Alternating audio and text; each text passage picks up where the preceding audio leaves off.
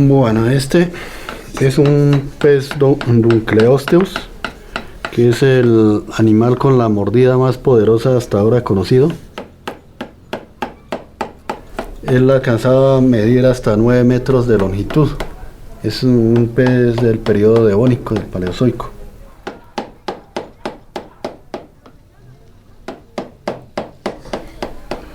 Pues primero que todo tengo que diseñar un bosquejo, como lo que vemos acá. Este es para un tiburón primitivo que se llamaba Cenacanthus. Entonces se hace ese bosquejo por ambas caras del papel y luego se calca ahí a la madera. Ahí yo utilizo papel carbón, lo calco en la madera y luego se va cortando alrededor, y ahí sí inicia el proceso de irle sacando pedazos.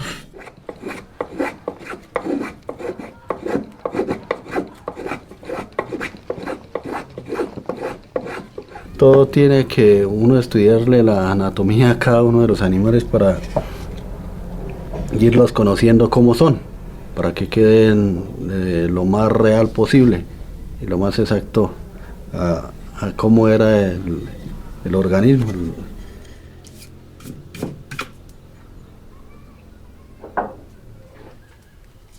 Hace unos más de 20 años, todos los muebles eran tallados, todos, era sin excepción, todos.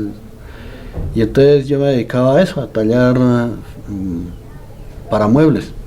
Y después pues apareció el maestro Humberto Barrera, que era obrero del maestro Arenas Betancourt, y ahí fue cuando aprendí a hacer talla tridimensional de figura humana.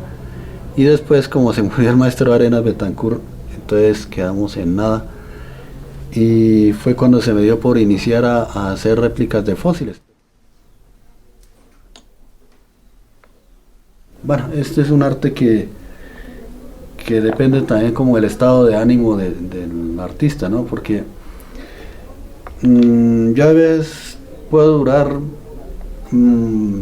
8, 9 horas de corrido tallando, y a veces llega uno y no, ni siquiera 10 minutos. O sea, y a veces prefiero eso, tallar en la noche, porque hay menos interrupción, entonces uno como que se concentra ahí.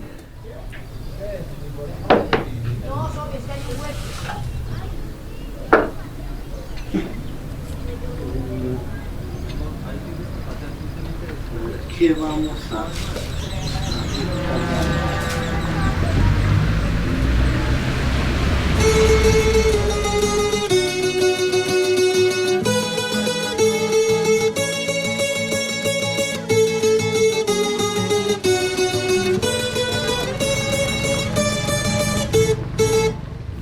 Vino una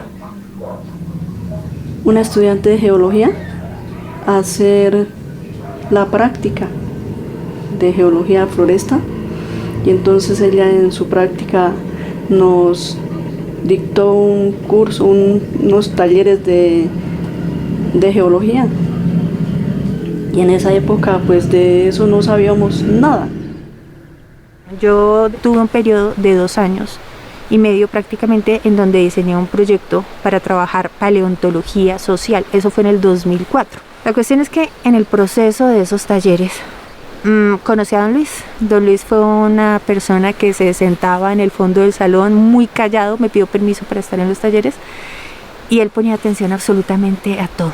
Nunca interrumpía, pero siempre escuchaba y se involucraba en los talleres con los niños. Y ahí fue cuando yo supe que las piedritas con figuras que yo conocía cuando niño, que eran mis juguetes y eran los juguetes de mis vecinos niños, eran fósiles. Y en ese momento se me dio por replicar alguna figura de esas, hacerlas en madera. Vea, ahí le faltan las patas. Las patas. Pero entonces, digamos, para hacer moldes toca hacerlo sin las patas y después agregar las patas. Entonces, al darme cuenta que él aceptaba el conocimiento, que era algo raro, extraño para la gente acá, empezamos a formar un gran equipo. Él como una persona en su comunidad que por fin se interesaba en los fósiles y yo como una persona que tendría el acceso a documentos especializados, a bibliografía, a museos, a diferentes contenidos para poder compartirlos con él. Y finalmente termina siendo como unas 20 figuritas de esas. Y ella las llevó allá para el museo Rollo y Gómez, que es el museo del Servicio Geológico Colombiano.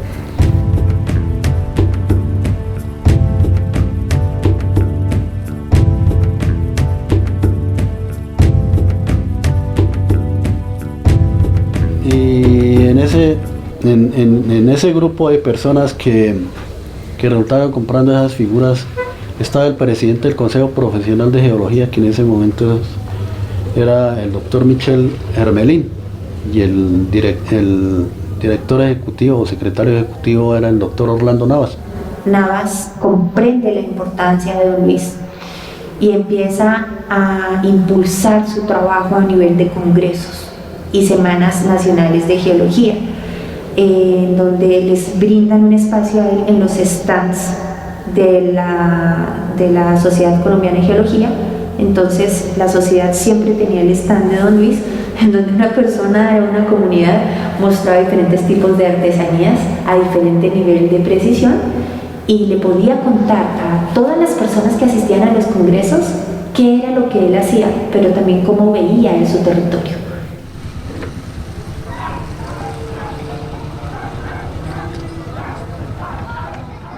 Floresta es un conjunto de rocas sedimentarias que tienen el nombre formación Floresta y se divide en tres etapas o en tres partes, que son la formación Tíbet en la parte inferior, que no tiene tanto contenido fosilífero. Luego sigue en la mitad la formación Floresta, de la cual pertenecen todos estos fósiles, que son sedimentos pertenecientes a un mar somero, tranquilo, con ocasionales entradas de sedimentos continentales, pero siempre caracterizadas por sedimentos marinos. Y finalmente la formación Puche, que está en la parte superior, en donde hay una zona de estuario, que es una conexión del mar con el continente, una zona más o menos pantanosa, inundable, lacustre, de donde se encuentran peces fósiles y restos de plantas. Aquí inicia uno de los primeros afloramientos de fósiles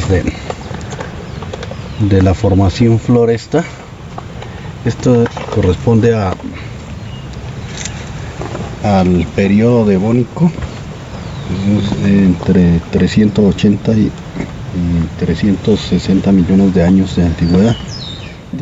Los fósiles son, digamos, registros que quedan en las rocas sobre organismos que en algún momento tuvieron vida y que por algunas circunstancias, cambios climáticos, extinciones, quedaron metidos entre los sedimentos y por algunas condiciones especiales de esos sedimentos preservaron sus moldes, tanto internos como externos. Entonces actualmente, por ejemplo, en Floresta quedan registros de que hubo especies de gasterópodos, especies de trilobites, especies de plantas, algunas plantas que vivieron y que digamos tuvieron abundancias, tuvieron ciertas condiciones especiales que de un momento para otro se extinguieron.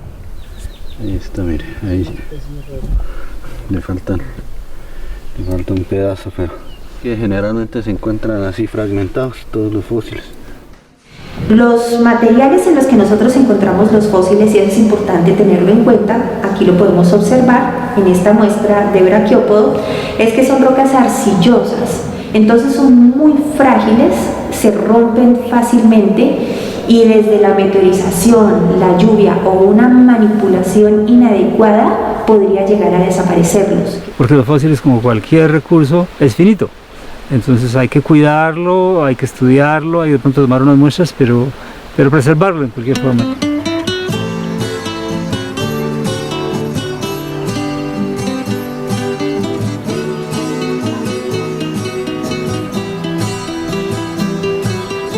desafortunadamente nosotros no tenemos la cultura de ver la importancia de esa riqueza. Nosotros por la ruta donde se encuentran los fósiles muchas veces circulamos nuestro mismo ganado, el mismo ganado pues rompe, llamémoslo así, los fósiles, nuestras mismas ovejas. Por ejemplo, en las vías, un día nos dábamos cuenta que hay un sitio donde hay muchos fósiles y pasa una vía. Entonces, imagínense, por ir a acomodar la vía, van y le meten retroexcavadora a esa cantidad de fósiles.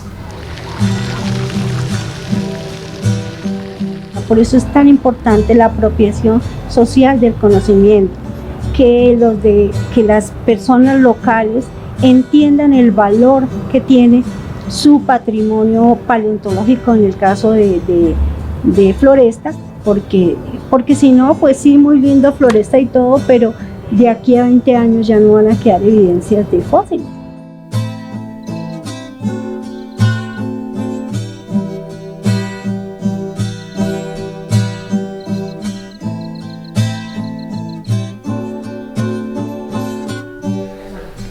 Don Luis Antonio Becerra, digamos que es el florestano por raza que nosotros definimos, que no se conforma con lo que nosotros tenemos. Entonces don Luis fue una de las primeras personas que empezó a averiguar, empezó a darse cuenta de la riqueza que nosotros teníamos.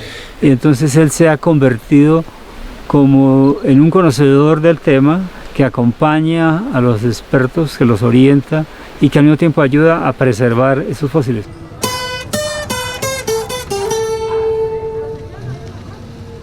Nos reunimos, siempre he dicho yo, nos reunimos 8 profesionales y yo, y terminamos creando la Asociación Museo de la Vida.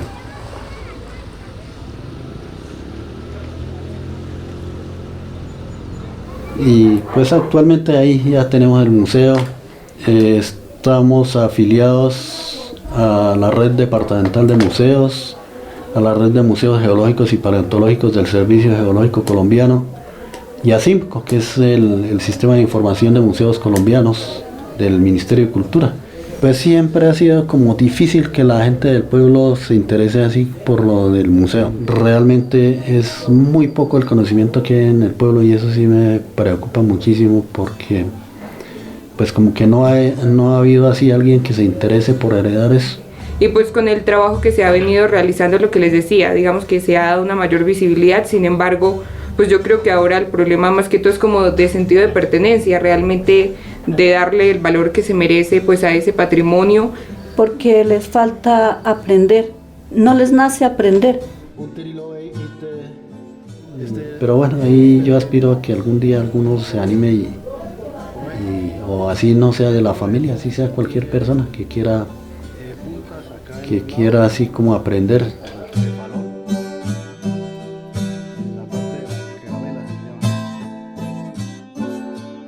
Floresta, y como lo sustentan los artículos de Gatsby, es el primer lugar en el país que tiene un proceso consolidado de paleontología social o divulgación de la paleontología para la comunidad, desde la academia, sostenido en el tiempo de manera generacional, que ha llegado a impedir que se dé tráfico científico de fósiles y que toda su comunidad esté unida en la protección de los yacimientos. Sí, y puede pasar que en algunos lugares de Floresta no se sepa muy bien qué son y piensen todavía que son dibujos en las rocas, pero tienen un líder espectacular que se llama Don Luis Antonio Becerra, y él en su propio lenguaje, pero con todo el conocimiento de las ciencias que ha tenido por ser el contacto permanente con los científicos, se lo traduce de la mejor manera a la comunidad, y es el único caso en el país de esa manera. Entonces vale la pena venir a conocer,